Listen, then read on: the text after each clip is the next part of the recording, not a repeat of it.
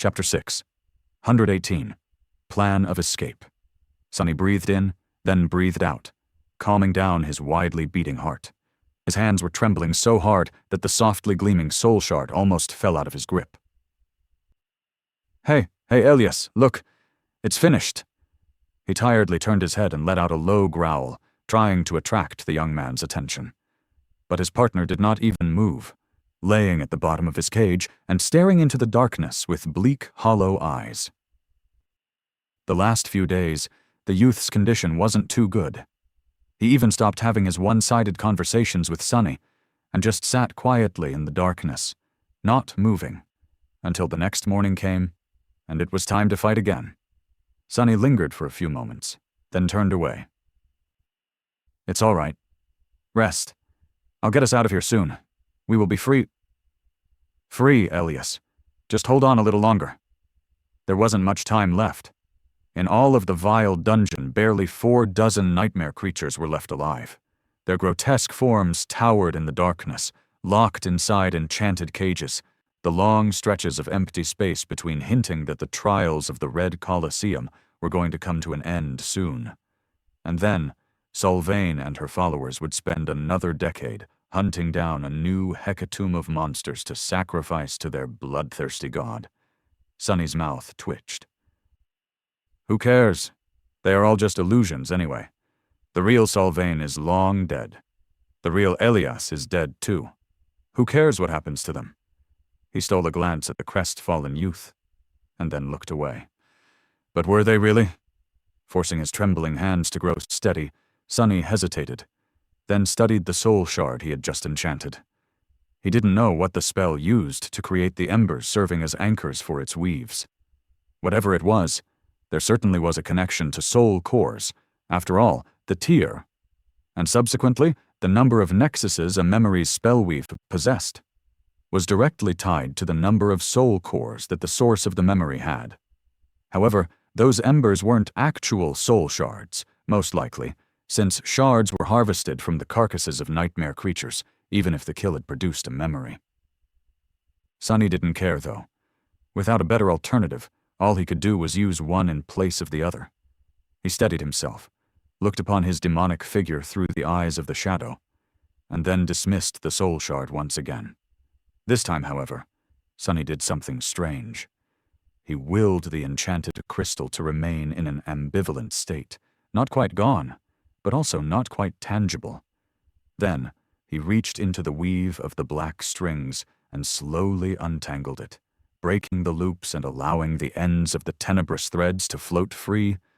And finally, after that was done, he started to weave the whole pattern, including the ethereal soul shard, into the cold steel of his collar. Slowly but surely, he integrated the spell weave into the band wrapped around his neck, submerging it into the flowing stream of soul essence. The task was tenuous, perplexing, and intricate. But it wasn't too complicated. The pattern was already made, and all he had to do was to connect it to a new vessel. After a while, he was finished. The soul shard disappeared from his hands, and from the material world entirely. Instead, it was now burning beneath the surface of the collar, the black strings extending from it and spreading through the steel. Now, the collar looked almost like a memory, and even its nexus was almost undistinguishable from the embers Sonny had seen before. Of course, there was a second enchantment inside of it, this one much more complex and elaborate, crafted from ethereal runes. It was all a proper mess, just like he wanted it to be. Sonny held his breath, and then tried to dismiss the collar. The band of metal around his neck shimmered, and suddenly turned extremely cold. Inside, 2 energies clashed with each other, both enchantments momentarily failing. He felt a sudden shift, a sudden change in the air, and inside of him, as though a long-forgotten part of his being had awakened from a long slumber. Full of fear and excitement, Sonny did something that he had done countless times before, but never knew to value. 1. He summoned the runes. Familiar symbols appeared in the air in front of him, their sight as sweet as honey. Name: Sunless. True name: Lost from Light. Rank: Awakened. 2. Sunny turned away from the runes and peered into the collar, observing the battle of the two enchantments within. Simultaneously, he grabbed the steel with two of his hands and threw all his monstrous strength into trying to pull it apart. But the collar held firm, as if utterly indestructible. 3.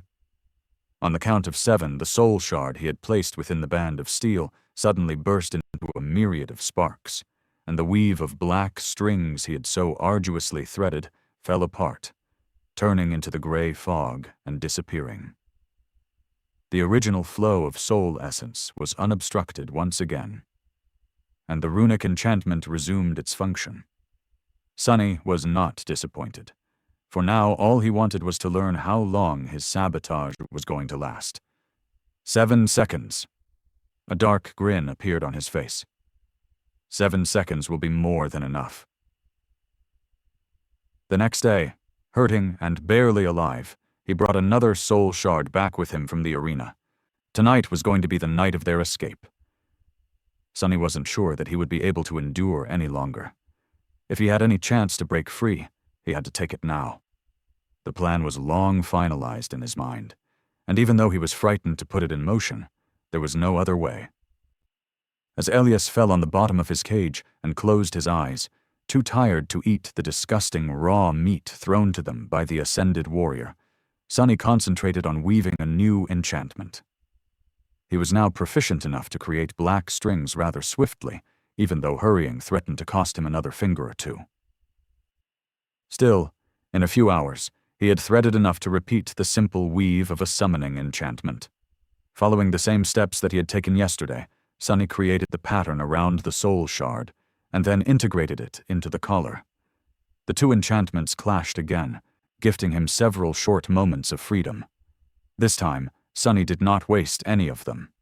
As soon as the enchantment of the collar was disrupted, breaking his connection to the Red Colosseum, he took a deep breath and fell through the shadows. A moment later, Sunny found himself standing on the cold stone floor, a couple of steps away from a swaying, empty cage. He was free. For 6 more seconds, at least.